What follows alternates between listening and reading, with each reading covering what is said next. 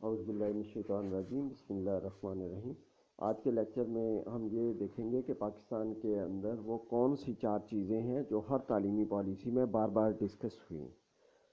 تو اس میں سب سے پہلی بات جو ہر تعلیمی پالیسی میں ہوئی وہ اسلامی نظریہ حیات کے مطابق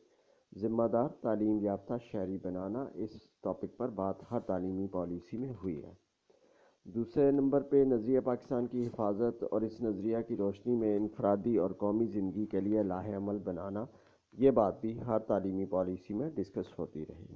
تیسری بات جو ہر تعلیمی پالیسی میں ڈسکس ہوئی وہ یہ تھی کہ فرد اور معاشرہ کی نشو و نما کی جائے گی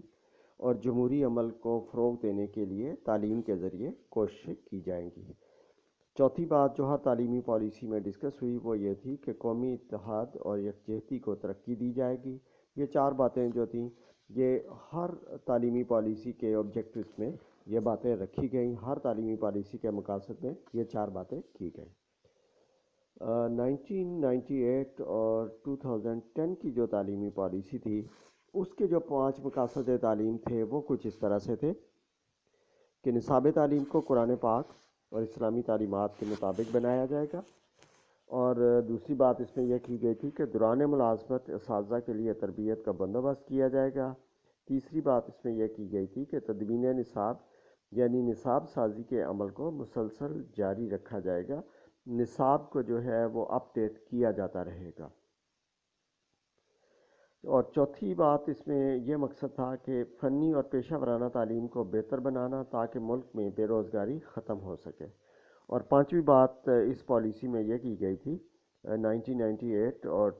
2010 کی کہ اس تعلیمی پالیسی کا مقصد یہ ہوگا کہ ہر بچے کو یکساں طور پر تعلیم کے زیادہ سے زیادہ مواقع فراہم کرنے کی کوشش کی جائے گی۔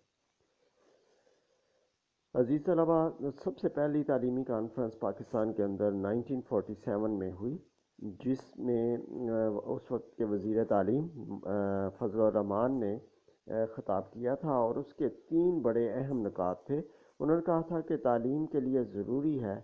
کہ وہ جمہوریت کو چلانے کے لیے لوگوں میں احتساب کرنے کی صلاحیت پیدا کرے۔ دوسری بات انہوں نے یہ کہی تھی کہ تعلیم میں روحانی عنصر کو اہمیت دی جائے، اور سائنسی ترقی کے ساتھ ساتھ اخلاقی ترقی ضروری ہے، ورنہ انسانی تباہی کو کوئی نہیں روک سکتا۔ تو پہلی تعلیمی پالیسی میں ہی اسپرچول ایلیمنٹ کو جو ہے وہ بنیادی رول دیا گیا تھا ایجوکیشن میں، کہ ایجوکیشن کے ذریعے سے لوگوں کی اسپرچول ڈیولپمنٹ جو ہے وہ کی جائے، اور اسپرچول ڈیولپمنٹ کے نتیجے میں پھر اخلاقی مورل ڈیولپمنٹ ہو، اور مورل ڈیولپمنٹ اگر ہوگی تو سائنسی ترقی سے بھرپور فائدہ اٹھایا جا سکتا ہے۔ ادروائز سائنسی ترقی کے ساتھ ساتھ اگر اخلاقی ترقی نہیں ہوگی تو وہی سائنسی ترقی تباہی اور بربادی کا سبب بنے گی۔ پہلی تعلیمی کانفرنس میں اسلام کی تعلیم کے اوپر بھی فوکس کیا گیا، اور اس میں یہ سفارش کی گئی کہ تمام سکولز میں دینی تعلیم کو لازمی طور پر دینے کا بندوبست کیا جائے، وہ سکولز چاہے لڑکوں کے ہوں چاہے لڑکیوں کے ہوں، دینی تعلیم لازمی طور پر دی جائے، اور اسلام کی بنیادی تعلیمات جو ہے وہ تعلیم کے پرائمری حصے سے ہی شروع کر کے طلباء کو اس سے روشناس کروایا جائے۔ اسی تعلیمی پالیسی جس کو تعلیمی کانفرنس 1947 کا نام دیا جاتا ہے، اس میں ایک سفارش اور یہ کی گئی تھی کہ جہالت اور ناخواندگی کو ختم کرنے کے لیے تعلیم بالغاں کے مختلف پروگرام شروع کرنے کے بارے میں کہا گیا۔ اسی تعلیمی پالیسی میں ابتدائی تعلیم کے لیے یہ سفارش کی گئی تھی کہ ابتدائی تعلیم کی کم از کم مدت 5 سال ہو،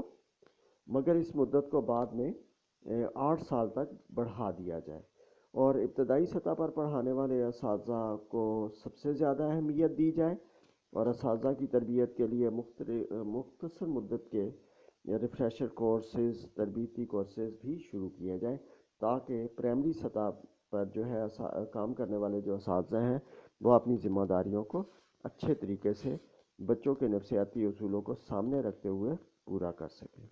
تھینک یو ویری مچ۔